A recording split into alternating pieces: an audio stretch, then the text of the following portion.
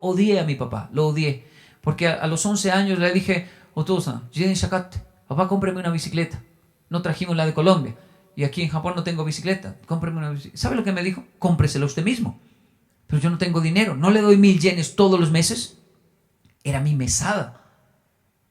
Me asustó porque le dije, tendría que ahorrar. La bicicleta cuesta 13.000 yenes. Tendría que ahorrar más de un año para comprar la bicicleta y no usar mi mesada. ¿Sabe lo que me dijo el muy japonés? Ah, sabe sumar, muy bien. Cómpresela usted mismo. Ahorre y cómprela.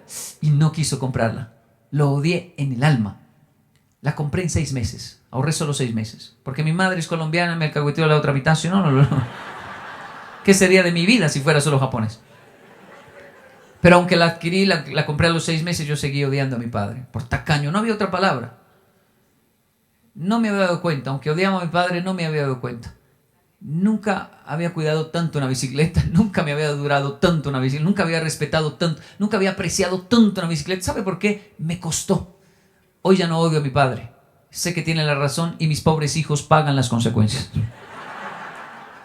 Kenji David compró su primera bicicleta a los 7 años. Lo hice ahorrar en un marranito. 6 meses.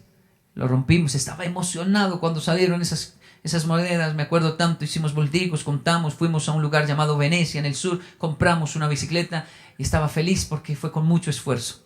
Pasaron solo unas semanas. Llegué a la casa después de un trabajo. Me miró con sus ojos llorosos. Ese día no me abrazó porque me dijo, papá, me la robaron.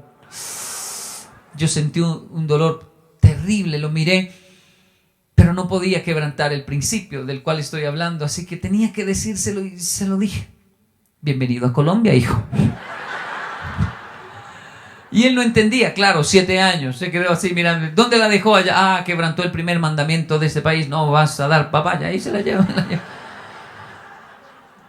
Claro, yo lo abracé, es mi hijo, le dije, tranquilo, no llore, eso nos pasa a todos, la vida es dura, la vida es difícil, de eso se trata, pero no se preocupe, vamos a enfrentar la vida, vamos a jugar esta vida, vamos a ahorrar otra vez, papá le va a ayudar, esta vez va a ser más rápido porque vamos a hacer una estrategia, y lo pusimos a hacer algunos trabajos, y en 3 meses reunió otra vez el dinero y compró su nueva bicicleta, no tan buena la verdad como la primera, pero esta la tiene hasta hoy.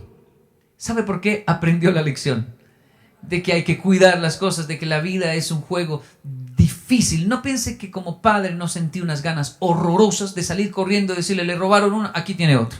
Papá responde por usted. Pero donde yo haga eso, él va a pensar que la vida es fácil y eso es erróneo. La vida es un juego difícil y que sea difícil de eso en realidad se trata. La vida es un juego difícil y que sea difícil de eso en realidad se trata.